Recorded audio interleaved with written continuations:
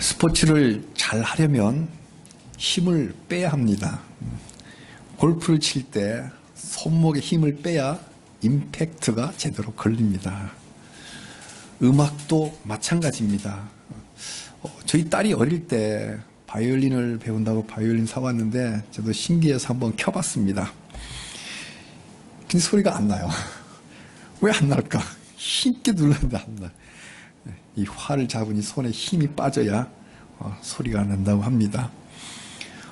관악기를 부를 때 이 마우스피스에 입술을 대는 이 입술에 힘을 빼야 소리가 난답니다. 색소폰 부를 때든 뭐 플룻을 부를 때든 이 입술에 힘이 빠져야만 소리가 난다고 합니다. 그러니까 비기너들은 아무리 불러봐야 소리가 안 나는 거예요. 힘 들어가서 힘을 빼야 돼요. 기계를 만질 때도 그 기본 원칙은 무리한 힘을 가하지 말 것입니다. 그래서 기계를 만질 때 힘을 무리하게 가하면 부러집니다. 이렇듯 우리 곳곳에 삶의 원리가 힘 빼는 겁니다. 근데 이걸 알면서도 잘 되지 않아요. 시간이 흘러야만 몸이 배우고 고수가 됩니다. 근데 고수가 하루아침에 되나요? 로마는 하루아침에 되지 않았다. 힘 빼는 거 하루아침에 안 돼요. 머리로 되는 게 아니에요. 몸으로. 엑서사이즈가 많아야 되죠. 힘 빼는 데는 시간이 필요합니다. 영성의 삶, 스피리추얼 라이프에도 힘 빼기의 원리는 동일하게 작용합니다. 하나님과 동행하는 삶에서 나의 힘을 빼는 건 너무나 당연합니다. 근데 이게 잘 안 됩니다. 내가 먼저일 경우가 너무나도 많아요. 육체의 삶에 살다 보니까 하나님보다 내가 먼저일 경우가 너무 많습니다. 충성된 강아지는 같이 산책을 할 때 주인보다 앞서지 않습니다. 군에서 배웠던 의전, 이게 이제 모든 그 어떤 의전에서도 항상 그 귀빈보다는 반발짝 뒤에서 따라가는 게 동행의 원리, 앞서지 않는다. 내가 하나님과 동행할 때도 나의 힘을 빼야 됩니다. 빌립보서 2장 13절 너희 안에 행하시는 이는 하나님이시니 자기 기쁘신 뜻을 위하여 너희에게 손을 두고 행하게 하시니라. 우리 안에 행하시는 이는 하나님이십니다. 나의 하나님. 나의 하나님은 내가 소원을 가질 때 내 뜻대로가 아니라 하나님 기뻐하시는 그 뜻을 내가 소망을 품게 하십니다. 우리 각자의 이 소원을 하나님 기뻐하시는 그런 뜻으로 세우시길 바랍니다. 내 힘을 빼야 그때부터 하나님이 파워 있게 일하십니다. 내 안에서 행하시는 일은 하나님이시잖아요. 그 하나님 행하시게 하려면 내 힘을 빼야 돼요. 내가 힘을 꽉 쥐고 있으면 안 된다 이거죠.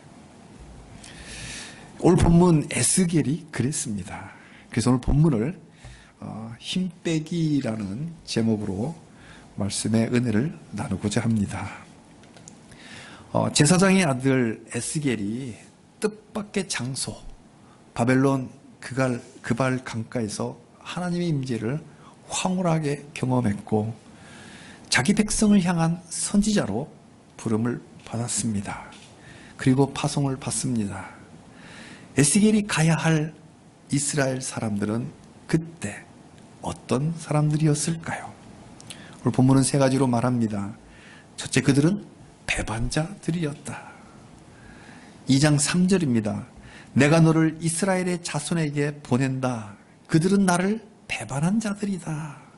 패역한 자들이라고 이렇게 돼요. 그 다음에 또 배반한, 같은 말입니다. 배반자들이다. 나를 배신한 자들이다. 그리고 내게 범죄한 자들이다. 그것도 옛날 조상 때부터, 지금 그 당시 당대만이 아니라 옛날 조상 때부터 오늘까지, 여기서 오늘이란 2600년 전 그때까지 계속 그렇게 하고 있다. 이게 하나님이 에스겔에게 보내면서 그 보내는 사람들에 대한 정보를 지금 주는 거예요. 첫째, 배반자들이다. 나한테 범죄했다. 근데 지금만 아니라 옛날 조상 때부터 그들의 조상들은 출애굽기를 생각해 보면 되잖아요. 출애굽할 때부터 하나님께 수도 없이 배반했습니다. 반역했어요. 물이 없다, 고기 반찬이 없다, 다 죽게 생겼다, 왜 일로 끌고 왔냐. 하이라이트 뭐예요? 금송아지가 우리 하나님이다. 그렇게 하나님께 반역했습니다. 출애굽기, 민수기. 다만 10계명을 중심으로 앞과 뒤가 하나님이 대우하는 게 좀 다를 뿐이지 똑같이 반역했습니다. 하나님께 범죄한 자들이다. 이 범죄란 말은 법을 어기다라는 뜻입니다. 그러니까 하나님의 법을 어긴 거예요.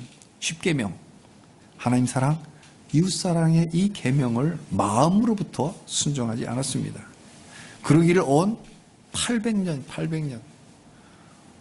모세 출애굽 시절이 BC 1400년이고 지금 에스겔이 하나님 만난 시점이 BC 한 600년쯤 되니까 그러길 무려 800년 동안 하나님께 반역한 사람들이었어요. 이제 포로가 되었으니 이제 좀 정신을 차리고 회개하고 새 사람이 되었을까요? 아닙니다. 똑같습니다. 조상 때부터 오늘까지 계속 하나님께 반역하고 배반하는 백성들이었습니다. 자, 우리 대목에서 저는 말씀을 보면서 우리 한국교회는 어떨까? 언더우드 선교사와 아펜젤레 선교사가 감리교와 장로교를 들어온 지가 벌써 세대가 꽤 흘렀는데 조상 때부터 이스라엘 백성들은 하나님께 반역했는데 우리 조상들은 어떨까? 한국교회의 시작과 지금을 한번 생각해 봤습니다. 일제 때 신사참배로 하나님을 배반했던 허물이 우리 한국교회에 있습니다.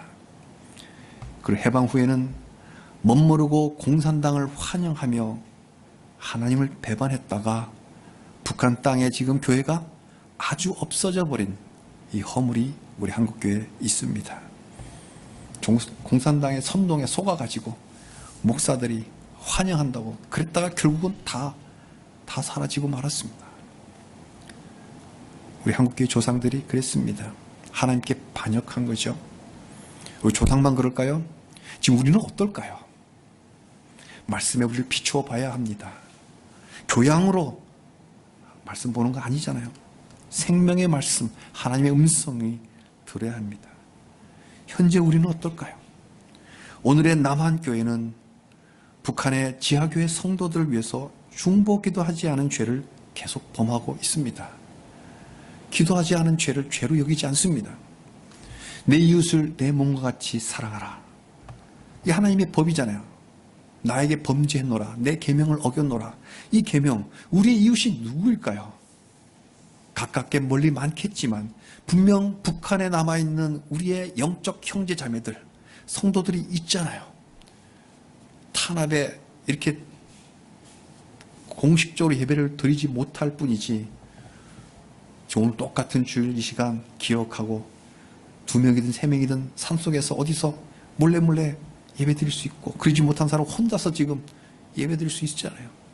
우리 그러한 우리 형제 자매들 위해서 얼마나 우리가 기도했냐. 그들이 얼마나 무참하게 인권을 짓밟히고 근데 그들을 외면했어요. 얼마 전에 어떤 통계 리서치 업체에서 한번 조사를 해보니까 젊은 층일수록 통일을 원하지 않는다. 그냥 이대로 지냈으면 좋겠다. 북한을 잊어버린 거야. 기억하고 싶지 않은 거야. 야, 너희들 그냥 가만히 있어. 우리끼리 여기서 잘 살고 싶어. 이게 지금 우리 남한에 살고 있는 사람들, 젊은 이일수록 더 그런 생각을 많이 갖고 있다는 리서치가 나온 걸 봤습니다. 물론 그것이 얼마나 팩트인지는 모르지만 일단 공표된 게 그러니까 우리 남한 성도들이 정말 북한 우리 성도들 위해서 얼마나 기도했는지 모르겠어요. 적어도 제가 겪기로는, 경험하기로는 교회 공예배 공적 대표 기도에 우리 북한 성도를 위해서 울면서 기도하는 것을 거의 들어본 적이 없어요. 제 기억에는 제 기억이 다는 아니지만 물론 우리 한국교회도 많은 성도들이 울면서 기도하고 있지만 좀 더 대대적으로 교회적으로 공식적으로 기도하지 못했습니다. 이 죄를 어찌 작다 하겠습니까? 이 말씀을 보면서 에스겔이 가야 할 이스라엘 백성들만 그때 영적으로 그 모양이었구나라고 할 것이 아니라 우리 또한 이 말씀에 비추어 우리를 돌아봐야 됩니다. 오늘 에스겔이 보냄을 받아 가야만 할 백성들의 제1특징 배반, 그 배반을 보면서 우리가 하나님께 무엇을 배반하고 있는지 돌아보고 한국교회가 돌이키기를 바랍니다. 적어도 우리 교회는 이 비참에 놓여있는 북한교회 성도들을 위해서 기도하는 교회 되기를 소망해 봅니다. 둘째로 그들은 뻔뻔한 자들이었습니다. 2장 4절에 그 자손은 얼굴이 뻔뻔하고 마음이 굳은 자니라. 얼굴이 뻔뻔한 건요, 얼굴이 두껍다는 뜻이에요. 근데 이 얼굴이 왜 두껍냐? 마음이 두꺼운 거예요. 마음이 굳었기 때문에 얼굴이 굳어졌고 두꺼우니까 뻔뻔한 거예요. 부끄러운 걸 모르는 거예요. 얼굴이 두껍고 단단하기 때문에 부끄러운 걸 몰라요. 사람이 부끄러우면, 양심이 있어서 부끄러우면 얼굴이 벌개지는 게 정상이잖아요. 근데 마음이 굳으니까 얼굴이 두꺼워서 뻘개지지가 않는 거예요. 도리어 얼굴을 쳐듭니다. 범죄한 자들이 뉴스에 보면 카메라 대놓고 얼굴 딱 대고 이야기한 걸 봅니다. 자기는 아니다는 거지. 목이 곧은 자들이다 라고 성경은 말합니다. 목이 곧아요. 하나님으로 가족으로, 하나님의 가족, 족속이라고 나오잖아요. 이 족속은 하나의 국가에서, 국가의 차원에서 우리 가족의 차원, 이 하나님의 족속, 하나님의 가족에서 출발한 이 이스라엘 족속이 이제는 하나님께 반역하는 뻔뻔한 족속이 되어버렸습니다. 사랑하는 성도님들, 우리가 가야 할 곳이 이렇습니다. 우리가 가야 할 사람들이 이렇게 배신하고 뻔뻔한 사람들입니다. 내로남불, 얼굴이 뻔뻔한 것이 아니라 마음부터 딱딱합니다. 그러니 이제 우리 너무 순진하게 접근하다가 상처받지 말기를 바랍니다. 전도한다고 선교한다고 너무 순진하게 가면 상처받아요. 배신자들이고 뻔뻔하고 마음이 두껍잖아요. 그러니까 순진하게 가면 상처받는다고요. 그래서 예수님 뭐라고 그래요? 마태복음 10장 16절에 비둘기같이 순결하되 뱀같이 지혜로워라. 양을 이리 가운데 보내는 것 같도다. 그러니까 우리가 이리 속에서 들어가서 생존하려면 지혜로워야 돼요. 뱀같이 지혜로워야 돼요. 그러나 우리는 비둘기같이 순결함을 유지하면서 우리가 가야 할 곳은 가시밭 길이고 전갈이 우글거리는 바로 그곳입니다. 근데 그곳에서 내가 힘을 쓰면 어떻게 되겠어요? 내가 힘쓰면 내 팔만 아파요. 내 팔만 부러지는 거예요. 내 힘을 빼야 하나님이 힘을 쓰십니다. 그들을 두려워 말고 그들의 얼굴도 두려워 말고 그들의 말도 두려워할 것이 하나도 없습니다. 무서워할 것 없습니다. 성경에 구석구석 계속 두려워하지 말라 그러잖아요. 에스겔서에도 또 나와요. 두려워하지 마라. 그림자만 봐도 두렵잖아요. 얼굴도 말도 다 두려워하지 마라. 무서워하지 마라. 내 힘만 빼면 내가 하려니까 두렵죠. 누구나 두렵습니다. 내 힘을 빼면 하나님의 힘이 앞장서시면 그냥 두렵지 말라. 그냥 맹목적으로 무모하게 말씀하시는 게 아니에요. 근거 없이 말씀하는 게 아니에요. 맹신을 요구하는 게 아니에요. 내 힘이 앞선다. 그러니 두려워하지 말고 너 힘을 빼라. 내 힘만 빼면 하나님이 힘있게 하십니다. 아멘. 아멘. 셋째로 그들은 듣지 않는 사람들입니다. 3장 7절입니다. 이스라엘 족속은 이마가 굳고 마음이 굳어 네 말을 듣고자 아니하리니 이는 네 말이 아니라 내 말을 듣고자 아니함이니라. 에스겔 말 네 말 안 들을 거야. 근데 에스겔 너 섭섭하게 생각하지 마. 하나님 내 말을 안 듣는 거야. 이들은 마음도 굳고 얼굴도 뻔뻔할 뿐만 아니라 고의로 귀를 닫는 거예요. 고의로 안 듣는 거예요. 애초부터 하나님의 말씀이라면 아예 듣지도 않으려는 사람들입니다. 오죽하면, 하나님이 오죽하면 3장 6절에 말이 안 통하는 외국 사람에게 말씀을 전하면 그들은 들었을 것이라. 너를 해외 선교사로 보냈으면 말이 안 통하잖아요. 어느 훈련 안 받고 갔으면 그래도 그 사람들은 무슨 말 하나 그래도 이렇게 예의상 그래도 듣는 척이라도 하고 애를 써서 결국은 네 말 들었을 거다. 근데 말이 잘 통하는 자국민들하고 그리 맑게 다 알아듣는데 하나도 안 듣는다. 요즘도 마찬가지입니다. 말씀을 한 번도 들어보지 못한 선교사, 그 선교지에서 어떤 선교사님들 그래요. 꼭 그 황금 어장 같다. 그물만 던지면 올라온다. 말씀만 전하면 반응이 막 오는 거예요. 그냥. 캄보디아 같은 데가 막 아이들하고 어른들하고 막 교회가 막 왕성하게 일어나는 거예요. 그런 곳에 마을에 교회가 세워지고 예배가 회복됩니다. 그러나 이미 복음이 전해진 곳, 그곳에서는 목회자들이 아무리 말씀을 전해도 반응은 딱딱합니다. 하나님 말씀 그대로 심판과 경고와 성결을 설교하는 이 설교는 인기가 없어요. 성결하라. 심판이 있을 것이다. 이런 하나님의 경고 말씀. 그러니 우리가 항상 참회하고 통회하는 마음을 가지고 성결함을 유지해야 된다. 이런 설교하면 인기가 없어요. 성도들이 들으려 하지 않습니다. 그저 복 주는 말씀, 은혜로운 말씀, 달콤한 말씀만 들으려고 합니다. 여기에 목회자들이 길들여져서 선지서 설교를 하지 않습니다. 시대를 분별하려면 이 이스라엘 암흑기를 다룬 이 선지서에 귀를 기울여야 합니다.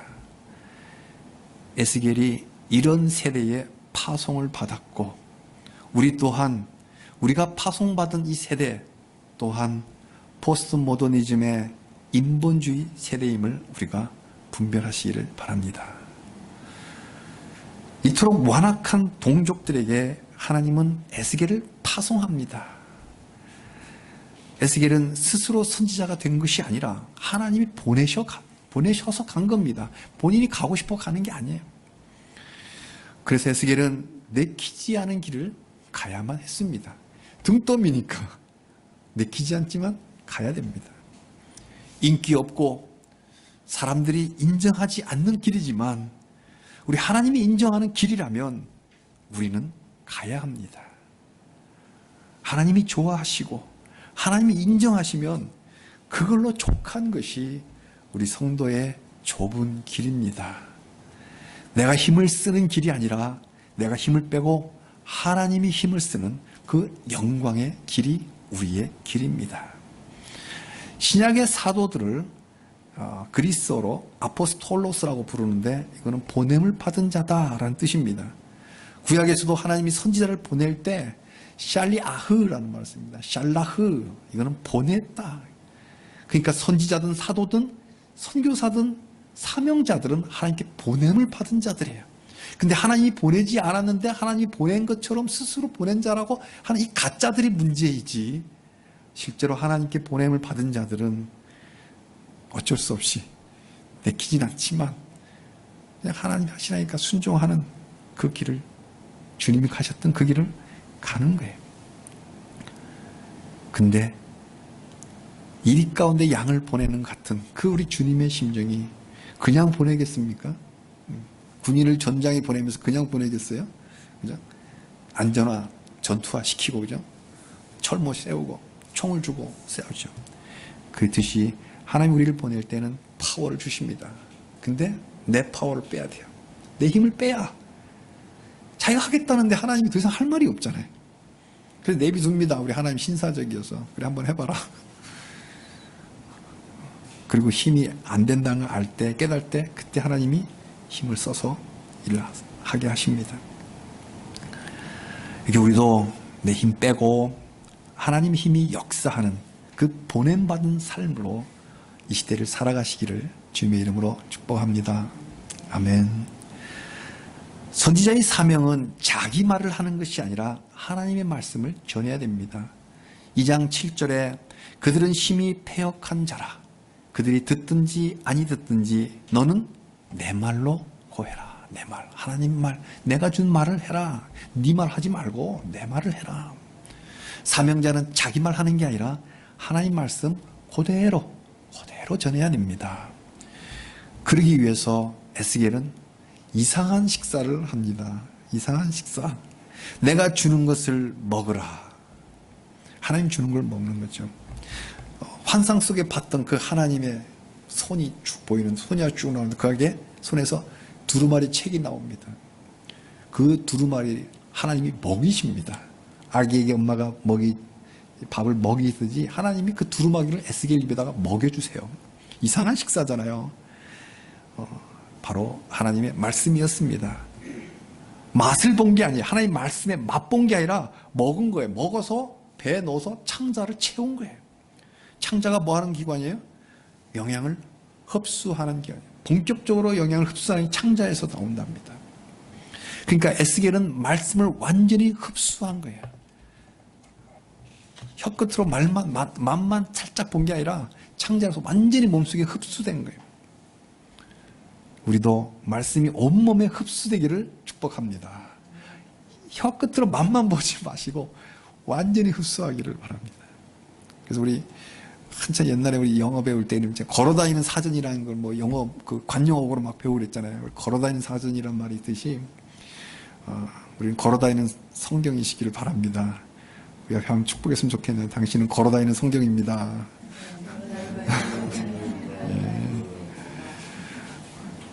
이렇게 에스겔에게는 달달했던 말씀인데 에스겔이 이 세상에 재앙을 선포해야 되잖아요. 애가와 재앙. 이 재앙을 선포하는 일은 참 두려운 일입니다. 저 전갈 같은 사람들이라 그러잖아요. 얼굴이 뻔뻔한 사람들에게, 등에 칼 꽂는 배신자들에게 하나님의 경고를 전한다는 게 어디 쉬운 일이겠습니까? 쉽지 않은 일이에요. 나이 30에 저 완악한 사람들, 전갈 같은 사람들에게 하나님의 말씀을 전하려면 어떻게 돼요? 더 강해야 돼요. 영으로 당연히 하나님을 경험했고 하나님의 말씀을 먹었으니까 영으로는 당연히 더 강한데 육체도 더 강해야 돼요. 정신이, 멘탈이 더 강해야 돼요. 강하려면 내가 열심히 막 운동해서가 아니라 내 힘을 빼야 하나님의 파워가 내 삶에 역사합니다. 3장 9절에 이렇게 말씀하십니다. 함께 읽겠습니다. 내 이마를 화석보다 굳은 금강석 같이 하였으니 그들이 비록 반역하는 족속이라도 두려워하지 말며 그들의 얼굴을 무수하지 말라 하시니라. 저 어릴 때 레슬링의 박치기왕 김일 선수라는 게 있었어요. 지금 젊은 이들은 잘 모르지만 유일한 오락이 한 번씩 이렇게 1년에 한 번씩 극장 학교에서 같이 가는 거고 거기 보면 김일 영화 늘 같이 보면서 박치기 하면 다 쓰러지는 거예요. 최고의 엔터테인먼트가 저 어릴 때 김일이었습니다. 아마 그 시절에 김일의 이마가 그다음 가장 셌는가 봐요. 막 박치기만 하면 다 쓰러지는 거예요. 마찬가지로 너의 이마, 그들의 이마가 단단하니까 에스겔 너의 이마를 그들보다 더 단단하게. 저 금강석이 다이아몬드입니다. 쇠도 자르는 다이아몬드. 우리가 보석으로만 금강석 따지만 공업용 이 다이아몬드가 아주 강합니다. 그렇게 강하게 해주겠다. 우와, 우리 하나님이 에스겔 너 힘만 빼면 네 이마를 다이아몬드 같이 해주겠다. 이렇게 내 힘을 빼면 하나님 힘이 내 삶에 역사합니다. 이렇게 하나님의 파송을 받자 바로 성령님이 오십니다. 그의 신이, 그의 영이, 하나님의 영이 오셔서 에스겔을 번쩍 들어 올려갖고 어디론가 데려갑니다. 어딘가 보니 낯익은 동네입니다. 15절에 델아빕이라고, 이 델아빕은 막 홍수 칠 때 조금 남은 땅덩어리 있잖아요. 그런 것을 이제 델아빕이라고 하는 뜻인데 그 동네 이름이 델아빕이에요. 그 어디겠어요? 그발 강가에 있는 포로 수용소, 자기가 거주했던 이스라엘 포로들이 잡혀와갖고 그 수돗물 공사하기 위해서 강가에 수용소를 만들어 놓고 있던 바로 그곳, 자기가 살던 자기 동네입니다. 텔아비비. 에스겔이 살던 곳, 그곳에 자기가 선지자로 파송된 거예요. 선지자로. 땅끝은 바로 자기 집입니다. 내 집이 땅끝입니다. 내 동네가 땅끝이에요. 이때 에스겔의 마음이 어땠을까요? 14절을 함께 읽겠습니다. 주의 영이 나를 들어 올려 데리고 가시는데 내가 근심하고 분한 마음으로 가니 여호와의 권능이 힘있게 나를 감동하시더라. 에스겔은 성령님에 들려 사역지로 가는 동안 마음이 근심하고 분한 마음, 근심하다는 것은 마음이 쓴 거야. 마음이 시려, 막 써. 마음이 달달하지가 않아요. 파송받았는데 마음이 달달해야 되는데 마음이 달달하지가 않고 써요, 지금. 그리고 분한 마음이 뭐예요? 부글부글 끓는 거죠. 화가 나는 거예요, 막. 에스겔은 누구한테 분했을까요? 성경 연구가들은 아마 둘 중에 하나일 거다 생각을 하는데 두 번째에 더 무게중심을 둡니다. 첫 번째는 아마도 이렇게 생각을 합니다. 이상한 식사를 했잖아요. 말씀의 두루마리를 먹었으니까 그 말씀이 온몸에 흡수됐잖아요. 그러니까 어떻게 해요? 이 반역하는 백성들을 향한 하나님의 분노, 이것이 에스겔의 온몸에 흡수가 돼서 하나님의 시선으로, 하나님의 시각으로 이 자기 백성들에게 가는 동안 자기 백성에 대한 이 분노, 그래서 분한 것이 바로 이 패역한 백성들을 향한 분노를 품었을 것이다. 이럴 가능성이 하나. 좀 더 무게 중심을 두는 가능성은 의외로 하나님을 향한 분한 마음이었을 것으로 봅니다. 하나님을 향한 분냄. 하나님으로부터 지금 파송을 받고 있는데 왜 하필 접니까? 하필 접니까? 에스겔은 동시대 예루살렘에 살면서 자기 선배 선지자 예레미야를 봤습니다.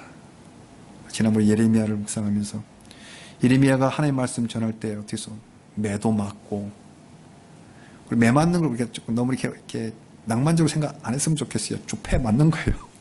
피 터지게 맞는 거야. 그리고 지하 감옥에 갇히고 이걸 에스겔도 다 봤잖아요. 제사장으로 크면서. 제사장이야 인기 있는 사역이죠. 백성들이 재물을 갖고 그 재물로 제사 드리고 하나님과 죄인들 사이에서 중재자의 역할로. 그러니까 인기 있는 사역이지만 선지자는 고난받는 사역이니까 인기 있는 사역이 아닙니다. 포로 생활만 해도 비참한데 그죠? 그들에게 더 많은 파멸이 올 것이라고 설교하면 누가 좋아하겠습니까? 예레미야가 당했던 것처럼 자기도 왕따 당할 게 뻔하잖아요. 이 거룩한 외로움, 이 거룩한 왕따, 이걸 지금 자기가 당해야 된다는 걸 생각하니까 하나님 왜 접니까? 그런 분한 마음 가졌을 가능성이 아주 높습니다. 이 거룩한 부담을 에스겔은 표현 한번 못 해봤어요. 말도 한번 못 해본 거거든요.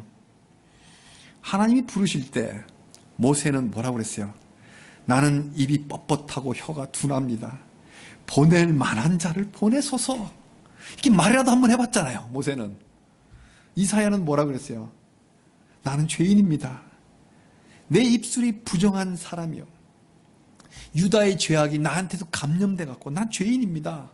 이사야가 그랬어요. 내가 어떻게 합니까? 내 죄인인데요. 예레미야도 그랬어요. 예레미야도 나는 아이라 말을 할 줄 알지 못합니다. 왜 저를 보냅니까? 선배들은 다 이렇게 한 번씩 말을 했어요. 말은 나는 선지자로 적임자가 아닙니다. 왜 접니까? 이런 말이라도 했지. 에스겔은 이런 말할 타이밍을 놓쳤어요. 본문 봐보세요. 어떤 그런 말 했는가? 말할 타이밍이 없었어요. 이 황홀한 임재 가운데 바짝 엎드려 있는데 하나님 말씀하는 거예요. 내가 너를 보내노라. 샬리아흐. 내가 너를 보내노라. 콜링을 받았습니다. 근데 바로 내가 보내야 할 그 백성들이 이렇게 완악하고 배신하고 배역하고 딱딱하고 뻔뻔하고 그런 사람들이다. 그러자마자 바로 성령님께서 딱 들어가고 성교지로 바로 보냈는데 자기 동네로 보낸 거예요. 어떻게 하나님께 말할 타이밍을 놓친 거예요. 그게 속으로 그냥 분한 거예요. 그냥 그들이 듣든지 아니 듣든지 파수꾼처럼 전해야 하는 사명을 감당하기가 어려웠습니다. 근데 선배들은 전 아닌 것 같아요. 이런 말 한마디 못 해본 그 에스겔의 속마음은 아마도 분했을 겁니다. 왜 분했을까? 그래서 그랬을 거다 생각하지만 에스겔이 아직은 힘 빼기가 안 됐구나. 자기 힘을 아직 못 뺏고 있구나. 자기가 하려니까 힘이 드는 거예요. 내가 예레미야 당한 거 다 봤는데 나도 그 똑같은 길을 가야 되나? 왜 자꾸 자기가 하려고 그러니까 하나님께 화가 나는 거예요. 그리고 한번 말 한마디도 못 해본 게 너무 지금 분하고 마음이 쓰리고 그런 거예요. 자기가 하려니까 무섭고 두려웠을 겁니다. 누구나 마찬가지예요. 그렇게 힘들어하는 에스겔에게 하나님의 권능이 힘있게 에스겔을 감동시킵니다. 15절에 보니까 돌아온 에스겔이 두려워 떨며 7일을 지냈다라고 기록합니다. 두렵고 떨림 속에서 7일을 지냅니다. 에스겔이 힘 빼는데 일주일이 걸렸습니다. 사도 바울도 다메섹 가는 길에 주님을 만난 뒤에 3일 동안 먹지도 마시지도 보지도 못하는 시간을 가졌습니다. 그동안 뭐 했을까요? 그 시간에 사도 바울은 3일 동안 아무것도 보이지 않고 먹지도 않고 모든 게 차단된 상태에서 하나님과의 만남, 하나님과의 기도를 했을 거예요. 에스겔도 일주일 동안 뭐 했을까요? 그 시간에 하나님과의 깊은 대화가, 아까는 황홀한 임재를 경험했지만 이제야말로 진짜 영적으로 주님과 깊은 대화를 하는 힘 빼는 시간을 가졌습니다. 우리도 힘 빼는데 시간이 필요합니다. 골프채 잡았다고 바로 고수가 되나요? 힘 빼는데 시간이 필요합니다. 왜 하필 저에게 사명을 주십니까? 지금 에스겔만이 아니고 우리 모두가 지금 다 제사장들이잖아요. 세상을 향한 제사장들입니다. 왜 저를 크리스찬으로 부르셨습니까? 왜 저를 하나님의 자녀로 부르셨습니까? 왜 이 뉴 크리에이션의 사명을 주십니까?